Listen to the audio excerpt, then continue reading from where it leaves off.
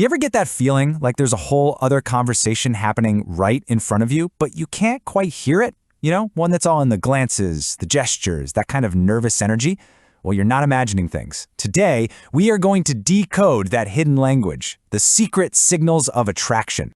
And let's just get right into it, because we've all been there, right? That feeling of total uncertainty.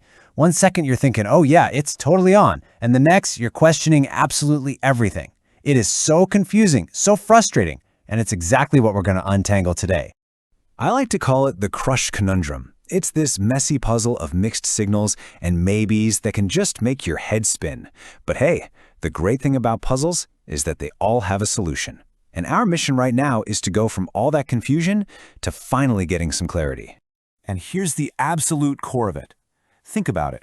We can choose our words so carefully, right?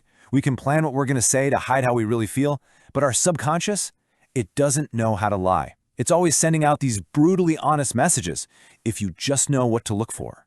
So that's what we're going to do. For the next few minutes, let's put on our detective hats. We're officially investigating nonverbal communication.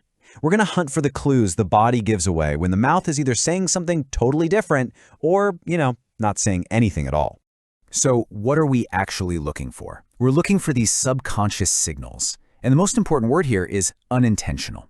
This isn't stuff people are doing on purpose. These are raw, unfiltered, instinctual little peeks into how someone is genuinely feeling. This is the good stuff. Okay, so where do we even begin? Well, lucky for us, the research really boils it down to 3, let's call them telltale clues. These are major patterns of behavior that are just incredibly revealing. So let's break them down, one by one. All right, clue number 1 is the behavioral shift. Now, this isn't about how someone acts all the time. It's about how their entire vibe changes the second you walk into the room. Why? Because their brain is literally dedicating more processing power to you. Maybe they're usually loud and confident, but with you, they get kind of quiet and focused.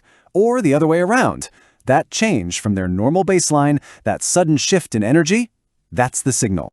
And this brings us right to clue number 2. Mirroring.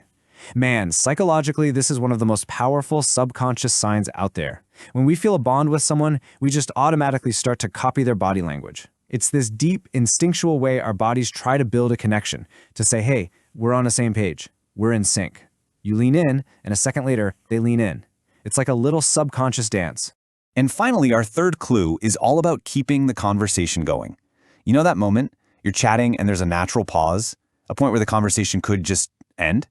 So what happens? Do they let it die? Or do they suddenly jump in with a totally random question? Literally anything to keep you talking for just a little longer.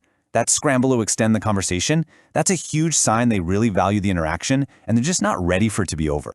Okay, so we've got our 3 big clues: the behavior shift, the mirroring, and trying to keep the conversation alive. But here's the thing. One clue by itself isn't proof. The real magic happens when you start putting them together, when you see the pattern. It's about going from just, guessing to actually observing. So, here's your takeaway, your mental checklist for next time. First, figure out their normal vibe, then watch for that switch when you show up. Second, keep an eye out for that subtle dance of mirroring. And third, notice if they're the one fighting to keep the chat from fading out. When you see all 3 of those together, well, that starts to paint a pretty clear picture. But it's so important to remember, this isn't some magic trick to get a definite yes or no. Real life is way more complicated than that.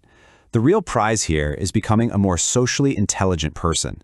Someone who gets the little details of how people interact on a much deeper level. And honestly, that's a skill that's going to help you everywhere in life. So, I'm going to leave you with one last thing to think about. We've just spent all this time learning how to read the signals other people are putting out there.